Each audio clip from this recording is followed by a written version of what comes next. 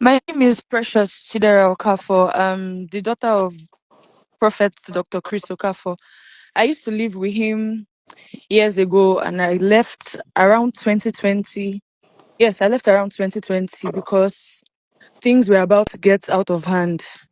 While I was living in the house, amongst all my siblings, I'm the only one from my mother, while the four of them are from a different mom. While I was living in the house, I used to get treated unfairly. Like, it was very, very visible, and even the workers in the house could see it. And one evening, he called me to his room that he wanted to speak to me.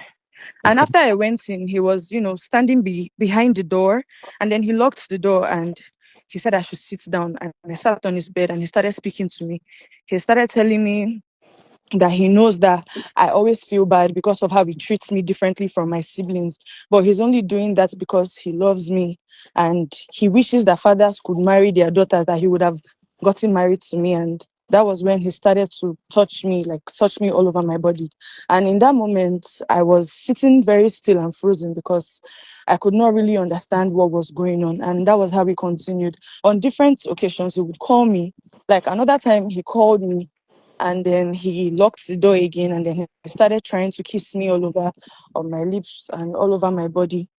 And it felt like I was quiet for a long time because for me, as at that time, I was somebody that was so desperately seeking the validation of my father.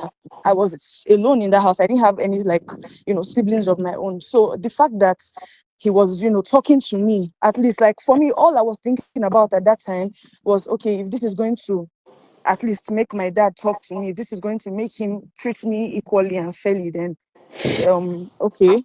And there was a day I had a terrible dream, and as a man of God that he is, I went to meet him so we would pray together. And that was the night that he almost penetrated me, but it didn't happen.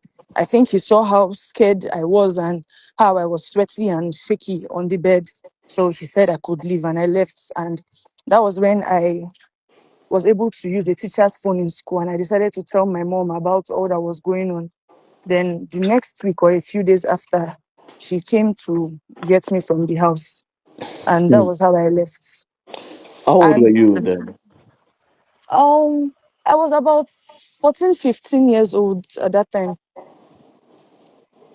Wow. So when you told your mom, what did she do about it?